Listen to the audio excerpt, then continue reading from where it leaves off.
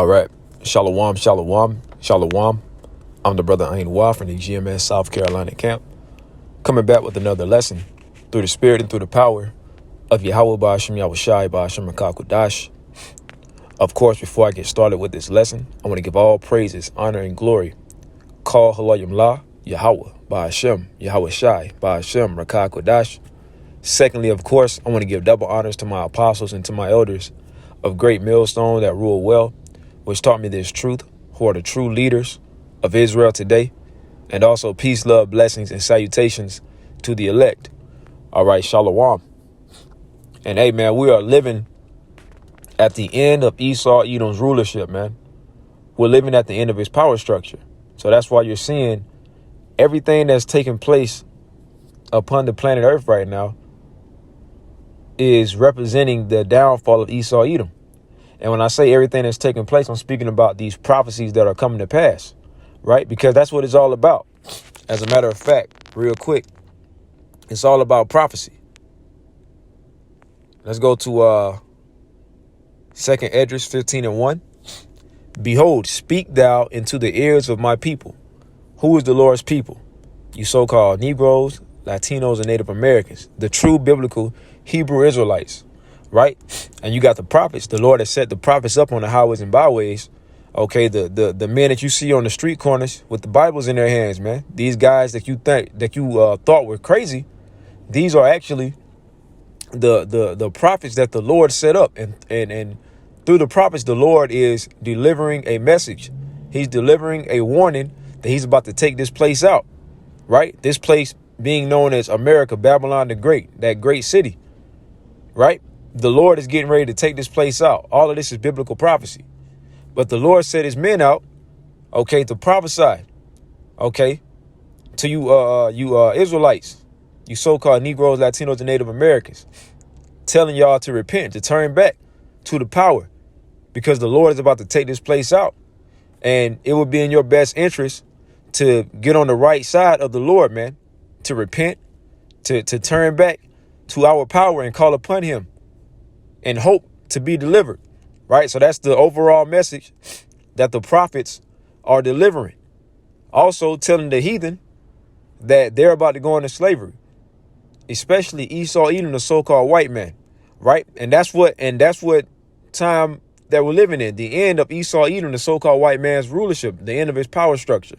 Because right now, this devil is in rulership, which I'm going to grab all that. Let me finish 2 Esdras 15:1. Behold, speak thou in the ears of my people, you so-called Negroes, Latinos, and Native Americans. You are the Lord's chosen people. We are the true biblical Israelites. It says the words of prophecy. Now, the word prophecy means to speak something before it actually happens. And you have the men of the Lord speaking these prophecies. OK, going all the way back to the apostles and the elders of Great Millstone, man, and even going back to their elders. OK. High priest, elder YAHWAH, King Masha, high priest RACHAA, right? So, and ultimately going back to Elder Abba Bivens, he's the one that brought this truth back into the earth, right? But when it comes into these, prophecies and these things that you're seeing today, you see our apostles and our elders breaking it down. They've been doing it for decades, man, right? And with them doing that, has produced fruit, right? Ultimately, I'm a part of their fruit. All right. All the other brothers as well. You know, the elders of Connecticut going all the way down, man. Right. It's a legacy that the Lord has set in place of prophesying. And that process that the Lord has set up. Look at how it's unfolding right now. So it's all about prophecy, man. You know, speaking, the Lord set these men up to speak certain things, to speak about certain things that was going to happen at the time that didn't happen. Now these certain things are playing out right now. Everybody's losing their mind. They don't know what's going on. But you got the prophets who have been teaching this, who have been telling you people and warning you people. Now you're seeing these things unfold. Now everybody is running around afraid and not knowing what to do. This is that time, man. Right. So it says, behold, speak thou in the ears of my people the words of prophecy, which I will put in thy mouth, saith the Lord, Yahweh BAHASHAM YAHWASHI. Yeah, the Lord actually speaks through the prophets. A lot of times when people come up and scoff against the men of the Lord, they're ultimately scoffing against the Lord, right? And they're marking themselves for judgment. So the Lord set up the men that you see on the highways and byways, and the Lord is actually speaking through those men, relaying a message unto the whole entire world that the Lord is about to take America out. He's about to take down all these other kingdoms, and he's about to raise up Israel, beginning with the elect, 144,000 and a large multitude, man. Okay. So right now, that's what's going on. Prophecy. So prophecy is what's taking place.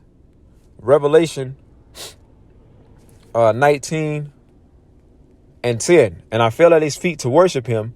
And he said unto me, see thou do it not. I am thy fellow servant and of thy brethren that have the testimony of YAHWASHI. Right. The book of Revelations are a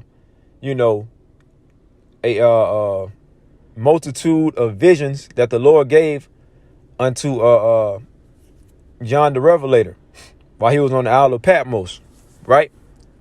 And in this verse right here, angel revealed himself unto John the Revelator, and when John the Revelator saw this angel, it says he fell at his feet to worship him, right? Because you gotta think about it.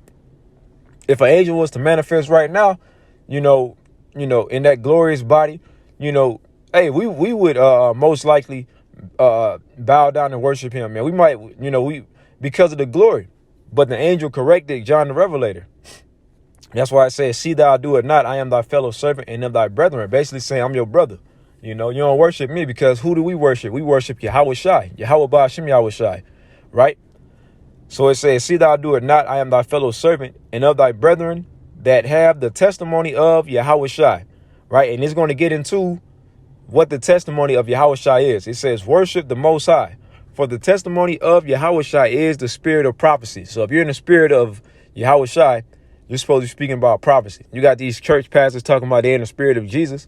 Well, right here it's saying that the spirit of Jesus is the spirit of prophecy. So why aren't these pastors speaking about prophecy? And at the end of the day, we understand that the name of the Lord is not Jesus. His name is YAHWASHI, which means he is the deliverer, right? But that's the point that I'm trying to make, that the testimony basically showing you how important it is about prophecy, how important prophecy is. So it says the testimony of YAHWASHI is the spirit of prophecy, man. So it's all about the prophecies, right? So that's what's going on right now. You see what's going on with Russia and Ukraine. That's biblical prophecy. And everybody is running around not understanding what's going on. We're seeing inflation, take place with the gas prices rising, and they're not going back down, man. The gas prices are rising. The cost of food is rising, right? You're getting less food for you're getting less product for a higher price. This is the time that we're in, because the Lord is getting ready to take this place out, man, right? So that's what's going on, prophecy. And ultimately, this is the end of Esau's rulership. So we go into 2nd Esdras, the 9th chapter.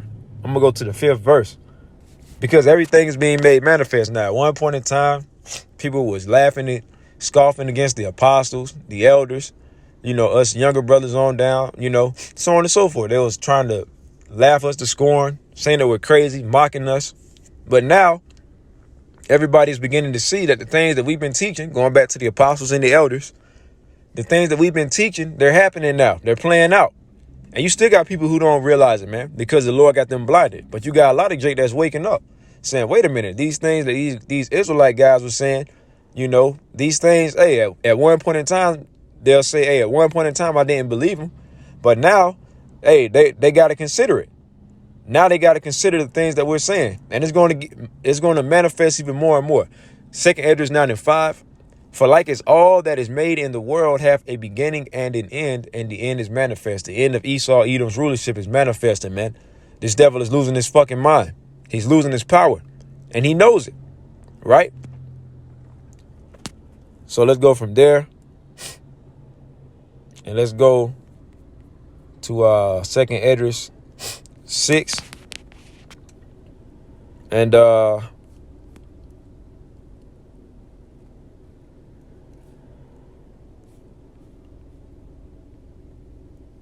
Second Esdras 6 and 6. Then did I consider these things, and they all were made through me alone, and through none other. By me also they shall be ended, and by none other. Then answered I and said, what shall be the parting asunder of the times, or when shall be the end of the first, and the beginning of it that followeth? Right? So Esdras was inquiring, basically asking, when is the end of Esau's rulership going to come, and the beginning of our rulership, the Israelites? When is that going to happen? When are you going to give us the kingdom? Right? And he said unto me, from Abraham unto Isaac, when Jacob and Esau were born of him, Jacob's hand held first the heel of Esau. And you can read about this in Genesis, the 25th chapter, right? Going into, Jacob and Esau. Esau was born first, right? It says, and when Jacob and Esau were born of him, Jacob's hand held first the heel of Esau. Yeah, Esau being the elder, right? He was born before Jacob. But it says Jacob's hand held first the heel of Esau. That's representing Jacob pulling down Esau out of power. And ultimately, that's what Yahawashi is going to do when he returns. He's going to physically take Esau out of power, man. Spiritually, he's doing it now with this truth. But Yahawashi is going to physically take Esau out of his power when he returns. He's going to destroy the armies of all the nations, okay, and put all of them into subjection. For Esau is the end of the world. And when you go into that word world, is the end of an age, the end of an era, an eon. So he's at the end of his time of rulership. And Jacob is the beginning of it that follows. And it's going to begin with the elect, right? Once Esau, it's a transition of power. Once Esau comes out of power, Jacob is going to come into power, right? So let's go to Sirach 10 and 8, because that's what's going on. A transition of power. That's how it's always been. One nation will be on top and everybody else will be in their subjection. And all nations had a chance to rule at a point in time, right? So Esau is the end of the is the last heathen nation that's going to rule. And now it's our time to rule. We're going to rule forever and ever. The Lord gave rulership to each and every one of these other nations, these heathen, right? Now it's time for Jacob to rule. Now it's time for the Israelites to rule, and we're going to rule forever, right? That's why the scriptures speak about world without end. Basically speaking about the word of Israel is not going to have an end to their rulership. We're going to rule forever. Sirach 10 and 8.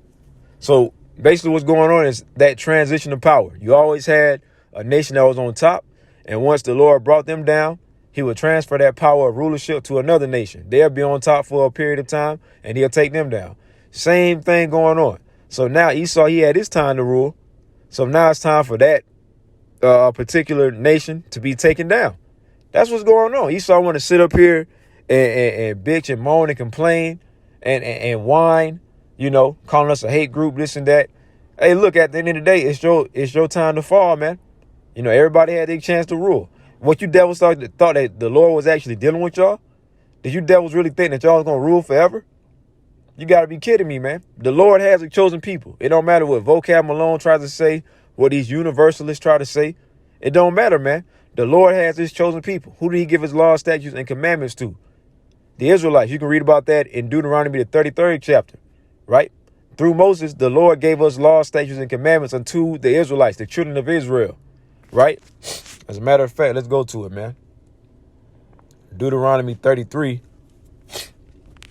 and verse 1. And this is the blessing wherewith Moses, the man of Yahweh BAHASHAM Yahawashi, blessed the children of who? Israel, not the whole world, right? It says before his death, and he said, the Lord Yahweh came from Sinai and rose up from Seir unto them in a chariot, man, right, in a fathership. He shined forth from Mount Paran, and he came with 10,000s of saints. From his right hand went a fiery law for them. Who is the them? The children of Israel, the Israelites. Yea, he loved the people. What people did he love? Is this speaking about the whole world? Is this speaking about everybody? No, he loved the people of Israel, the children of Israel. Okay, his chosen. All his saints are in thy hand, And they sat down at thy feet. Everyone shall receive of thy words. Everyone. Who is the everyone? The Israelites. Moses commanded us a law. Who is the us in this verse? The Israelites. Moses commanded us, the Israelites, a law, even the inheritance of the congregation of Jacob. Does Jacob represent the whole world? No, he represents Israel, the Israelites. Okay? So now, since we got that out of the way, let's go back. I believe I was in, where was I? As a matter of fact, I was in Sirach 10 and 8. So that transition of power is happening. It's time for the Lord to bring Israel into their rightful seat of rulership, man. It's time for the Lord to fulfill that promise that he gave unto Abraham, Isaac, and Jacob and their seed, man. The nation of Israel, the Israelites. It's our turn to rule. So right now you're seeing that transition of power. That's what's going on. Sirach 10 and 8. Because of unrighteous dealings, injuries, and riches got by deceit, the kingdom is translated from one people to another. So that's what's going on, the transition of power. Now it's time for the Lord to raise up the elect, right? It's time for YAHWASHI to return. It's time for Esau to fall, man, right? That's why you're seeing these prophecies taking place. That's what times we're living in, man. And the Lord's about to take out America, Babylon the Great, man. Okay? So from there, let's go from,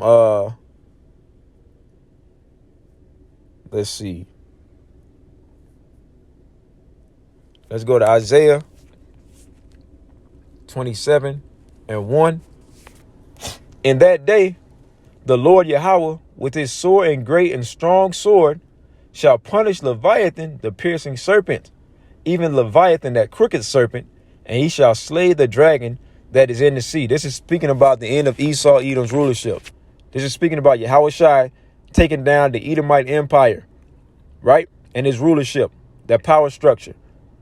Okay? When it speaks about Leviathan, the piercing serpent, it's not talking about the actual Leviathan that's in the sea that's about to make his grand appearance. It's talking about Esau, Edom, because when it speaks about the serpent, all right, the serpent that same serpent that was in the garden has grown up into, that same serpent that was in the garden that deceived Eve, right? That same serpent has grown into a great dragon, okay, a great beast, all right, and the Lord is going to take out Esau, Edom, and his rulership. Okay, that's why it says that piercing serpent, Leviathan, that crooked serpent, and he shall slay the dragon that is in the sea. All right, the sea representing the people, right? So the Lord is getting ready to take down Esau, Edom, and his rulership and his power structure.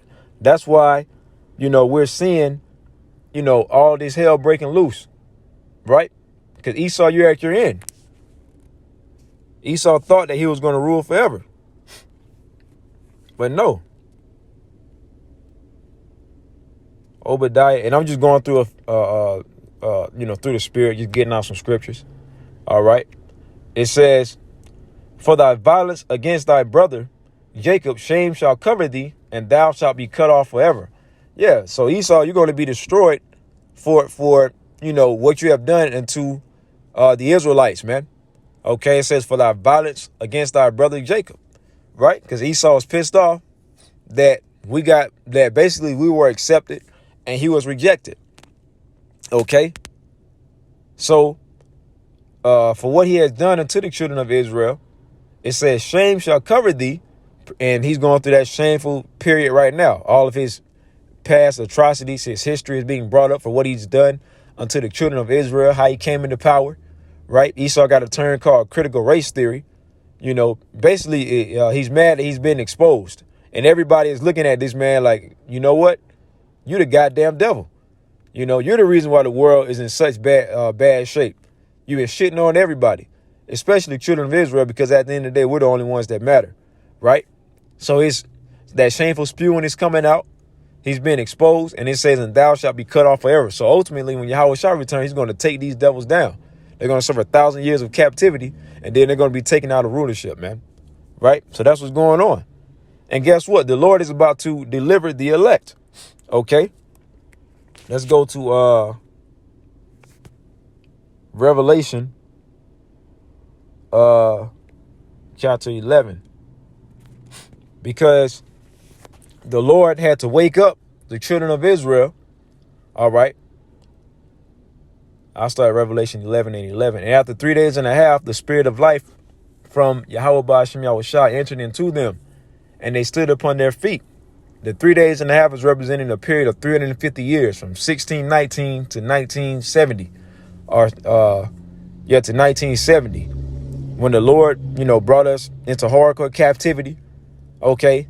And ultimately, when he sent back Elder Abba Bivens, okay, who we believe to be Elijah the prophet, to turn the children back to the fathers, to bring his truth back into the earth, and his truth is manifested. Now, we know that we're Israelites. The Lord has gave us our heritage back, right? So it says, and after 3 days and a half, the spirit of life entered into them. The Lord put that breath back into us and brought us back to our remembrance. And they stood upon their feet. When you see the men of the Lord on the highways and byways, you see us standing upon our feet, man. When you see the prophets and we prophesy, it says, and great fear fell upon them which saw them, mainly speaking about the elites, because these peon crackers, they don't really understand what's going on. But the elites, they're afraid, and they're trying to do anything they can to offset prophecy, sending up enchantments, so on and so forth, man. But it don't matter, man. You devils are at your end, right? Job 14:5 goes into how the Lord set bounds that you devils cannot pass, man. Right? So it's time for you devils to fall, man. This is the end of your rulership. Okay. So yeah, this is going into the deliverance of the elect. Revelation 11:12. And they heard a great voice from heaven saying unto them, come up hither. And they ascended up to heaven in a cloud. This cloud represents a chariot. Because when Yahweh shall return, he's coming on a huge chariot, the fathership. Okay. It says, and they ascended up to heaven in a cloud, a chariot, and their enemies beheld them. Okay, yeah, because these heathen, they're going to be seeing the children of Israel being beamed up on a so-called UFO. And like it says in second Esdras, matter of fact, let's grab it real quick. And Salakia, not second Esdras, Wisdom of Solomon, the 5th chapter. It says, when they see it, they shall be amazed. Let's start at verse 1, man. Wisdom of Solomon 5:1. Then shall the righteous man stand in great boldness before the face of such as have afflicted him and made no account of his labors. Yeah, pretty much going into the prophets, getting on Esau. You see the prophets on the highways and byways. This goes hand in hand with Revelation 11:11. The Lord putting that breath back into us. The prophets standing back upon their feet on the highways and byways with the scriptures, bringing out, pretty much bringing out the past history of Esau and his future, telling this devil for what he's done to the children of Israel, to the planet Earth, all his lies and deception, all the murder, the bloodshed that he's done. He's going into captivity for 1,000 years, and then he's going to be exterminated, man. And we're saying that in great boldness. We're telling this devil to his face what's going on. Okay, so it says, then shall the righteous man, speaking about the elect, Lord, wouldn't I be of the elect, stand in great boldness. Hey, we have great confidence that the Lord is going to keep us protected, that the Lord is with us. So that's why we had that great boldness, that confidence to tell this devil that he's going into slavery, because Esau's still in power, At any time he can come and get us off the highways and byways and lock us away. But that's a part of us making our bodies as a living sacrifice, pursuing the Romans 12:1, right? It says, such as have afflicted him and made no account of his labors. When they see it, they shall be troubled with terrible fear. Yeah, these elites, they're afraid that the prophets are back on the scene. So they're afraid, and they're trying to do whatever they can to offset prophecy, but it's going to be to no avail. It says, and shall be amazed at the strangeness of his salvation, so far beyond all that they look for. Yeah, these people, they're not looking to see so-called Negroes, Latinos, and Native Americans to be beamed up on a so-called UFO, right? And you're also going to have Israelite foreigners, Israelites that look like these other nations who are prophesying and that's going to be delivered. But these people, they're not expecting this, man. So they're going to be amazed when they see this, man. And that's why it says, shall be amazed at the strangeness of his salvation, because this is going to be a strange thing unto the people, right? Even though you got the prophets prophesying and telling these people what time it is, it's still going to be a strange thing unto them, because they all thought we were crazy. And when they actually see it manifesting and happening, they're going to, then they're going to understand, right? It says so far beyond all that they look for, right? So let's go back to Revelation 11 and 12. And they heard a great voice from heaven saying unto them, this is speaking about the elect being delivered. YAHWASHI is going to, well, let me keep reading. And they heard a great voice from heaven saying unto them, come up hither. And they ascended up to heaven in a cloud. So yeah, YAHWASHI is going to deliver us. Okay, on the fathership, man. Right? This is how we're going to get up out of here. Because we bring out how the Lord is going to bring this destruction. And people will say, oh, well, you guys talking about America going to be destroyed, but y'all live in America. Yeah, that's true. But guess what? We have hope that we get beamed up right before the Lord rains these 200 million nuclear warheads upon America. Right? And it's going to get into the 200 million missiles. Right? Watch this. Verse 13. And that in the same hour was there a great earthquake, and the 10th part of the city fell. And we understand that America is broken down into 10, I believe it's 10 FEMA regions, you know, 10 different parts, you know, 10 different FEMA zones, man. OK, so it says in the 10th part of the city fell, and in the earthquake were slain of men 7,000. What's going to cause this earthquake? The 200 million nuclear warheads that's going to rain down upon America, man, in this third world's war. We see this third world's war beginning to brew up now. With what's going on with Russia and Ukraine, the Lord putting that spirit upon Russia. OK, so all of this is biblical prophecy. That's what it's going into, man. That's what's going on. It says were slain of men 7,000, and the remnant were affrighted, speaking about the elect, because even the elect is going to be afraid. Like the scriptures say, the righteous shall scarcely be saved, because the elect doesn't know if they're going to make it only until they get beamed up on the fathership, man. They get beamed up on chariots, right? That's when the elect is going to know that they're of the elect, because it's going to happen simultaneously. The nuclear missiles, the warheads going to be raining down. The elect still is going to be here looking up, like, you know, praying. You can only imagine praying, you know, begging the Lord for mercy, begging to be delivered. And then next thing you know, the elect is going to be beamed up just like that, man. Where it speaks about in our second Esdras, Salakia, 1 Corinthians, the 15th chapter, which I'll probably grab that when it goes into the new bodies. Matter of fact, I'll grab that next, right? So it says, and the remnant were affrighted and gave glory to the power of heaven. BAHASHAM YAHWASHI. Let's see. The second woe is past, and behold, the third woe cometh quickly, going into the third world's war. And we see it brewing up, and it's going to happen quick, man. Right? So let's go to, I said I was going to grab this next. Where is it?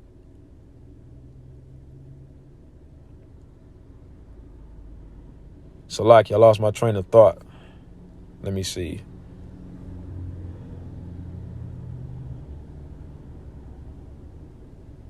Right, Khan. The Wadi YAHWASHI Malshai. I said I was going to grab 1 Corinthians because it's going to happen quick. 1 Corinthians 15. This is going into the spiritual bodies, because the Lord is going to give us, Lord would not be of the elect. He's going to give the elect these celestial bodies before, well, in that process of the elect being delivered and being, you know, delivered unto the fathership, a change is going to happen. You know, these fleshly bodies, we're not going to take these fleshly bodies on the fathership. We're going to have to be changed, man, because these bodies are subject unto sin. They're weak. The Lord's going to give us an upgrade. He's going to give us spiritual bodies, man. So that's what 1 Corinthians 15 and 40 is going into. There are also celestial bodies and bodies terrestrial, but the glory of the celestial is one and the glory of the terrestrial is another. So the Lord is going to give us these spiritual bodies, bodies likened unto angels. When it's going into that word celestial, we're going to have these incorruptible bodies, man. Okay, we're going to have bodies like Superman, man. Okay, these superior bodies. Okay, but I want to get into I believe it's, let me see, verse 52, right? So before I read verse 52, let's go back to Revelation 11 and 13, it says, because all this right here is going to happen simultaneously. Let's start back at verse 12. And they heard a great voice from heaven saying unto them, the Lord is going to speak to the elect. Come up hither. And they ascended up to heaven in a cloud, and their enemies beheld them.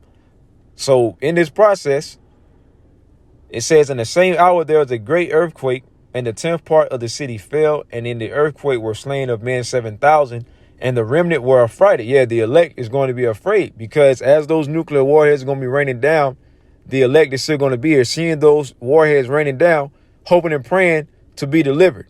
And if you're the elect, the Lord is going to beam you up. Right. So then we go to 1 Corinthians 15 and 52. It says, in a moment, in the twinkling of an eye, at the last trump, for the trumpet shall sound, and the dead shall be raised incorruptible, and we shall be changed. So that's why it says in a moment, in the twinkling of an eye, when those nuclear warheads is raining down and the Lord beams up the elect, just like that, the elect is going to be changed, and it's going to be beamed up on the fathership, man, looking down at the destruction of Babylon the Great, man. So that's why we hope and pray that we are the elect, right? It says, for the trumpet shall sound, and the dead shall be raised incorruptible, and we shall be changed, right? So all of this is going to be happening, right? And then when the elect is going to be on the fathership, what's going to take place? The crowning of the elect. You can read about in 2nd Esdras 2 and 40, and I'm about to wrap it up, man. I don't want this lesson to be too long, but let's bring this out. 2nd Esdras 2 and 42. I, Esdras, saw upon the Mount Zion a great people, whom I could not number, and they all praised the Lord Yahweh BAHASHAM YAHWASHI with songs. And in the midst of them there was a young man of a high stature, taller than all the rest, speaking about Yahawashi, and upon every one of their heads he set crowns, and was more exalted, which I marveled at greatly. So this is going to be the crowning of the elect. When the elect gets beamed up, when 144,000 gets beamed up, the Lord Yahweh is going to actually place crowns upon their heads. This is going to be likened to like an award ceremony, man. And Elder Yahshua, he goes into it all the time. We don't know how long we're going to be up there, but while and when I say we, Lord willing, I'll be of the elect, man. Because I don't know if I'm of the elect. I hope and pray that I'm of the elect, man. But while the elect is on the the fathership, when Yahawashi is crowning the elect, okay, the elect doesn't know how long they're going to be up there. But while this is going on, hey, all hell is going to be breaking loose on the planet Earth. Okay, America's going to be burning, Babylon, all right? And it's going to be chaos, man. You're going to have the people looking up. They're going to have just witnessed what's going on. These other nations are going to be seeing what's going on. So, hey, man, this is that great and notable day that the scriptures are speaking about. This is the day of the Lord, man. And we are close. We're almost here. We're seeing everything manifesting now, man. So, hey, the best thing to do is to get with this truth, man. It says, and in the midst, 2nd Esdras 2 and 42, and in the midst of them there was a young man of a high stature, speaking about Yahawashi, taller than all the rest, and upon every one of their heads he set crowns, and was more exalted, which I marveled at greatly. So I asked the angel and said, Sir, what are these? He answered and said unto them, Salakia. He answered and said unto me, These be they that have put off the mortal clothing and put on the immortal. Coming out of the ways of the world, shedding that old man, coming into the new man. All right. And the Lord is going to physically manifest it, man. He's going to give us he's going to actually give us immortal clothing. The mortal clothing representing these fleshly bodies that we're in, and the immortal clothing representing the spiritual bodies that the Lord is going to give us. Lord willing, I'm of the elect. Like I said, I'm going to keep saying that, man, because I hope and pray that I'm of the elect, man, because that's what it's all about. The elect is going to be delivered. OK, the 2/3, they're going to have to come. They're going to be in the kingdom, but they're going to have to come back through the loins of the elect. And that process is going to happen with sex, man. For you people that say sex ain't going to be in the kingdom, but that's a topic for another day. It says, These be they that have put off the mortal clothing and put on the immortal, and have confessed the name of Yahweh BAHASHAM YAHWASHI. So this proves that we're going to have the name of the Lord before we actually be delivered, right? Because it says, and have confessed the name. It says, have confessed the name. When you look at the word confess, this is speaking about past tense, right? It says, and have confessed. When is the time that the name of the Lord is going to be confessed? Right now, during this period. When you see the prophets on the highways and byways exalting the name of YAHWASHI, showing you the importance of the name, showing you that the Lord is going to give us his name before the kingdom. For all these other camps saying we ain't going to know the name until the kingdom, man. Hey, y'all better repent before the Lord judge y'all, man. Right? It says, and have confessed the name of YAHWASHI, and it says, now are they crowned and receive palms. Yeah, we're going to receive that victory. Then said I unto the angel, what young person is it that crowneth them, and he giveth them palms in their hands? Salakia. Salakia, man, that's Satan. Let's go back to 2nd Esdras 2. And I believe I was on 45 or 44. 46. 2nd Esdras 2 and 46. Then said I unto the angel, what young person is it that crowneth them, and giveth them palms in their hands? So he answered and said unto me, it is the Son of God, whom they have confessed in the world, Yahawashi. So for all you guys that say Yahawashi doesn't exist, trying to discredit Yahawashi, saying that we don't got to worship Yahawashi, hey, Yahawashi gonna make y'all niggas eat y'all fucking words, man. And yeah, I said niggas, man, because y'all ain't nothing but niggas. Unless y'all repent, man, you know. But it's gonna be guys that don't repent, because the Lord ultimately wants to judge them, man. So when I say niggas, I'm speaking to them, right? But it says then, Salakia, verse 47. So he answered and said unto me, it is the Son of God, whom they have confessed in the world. Speaking about Yahawashi.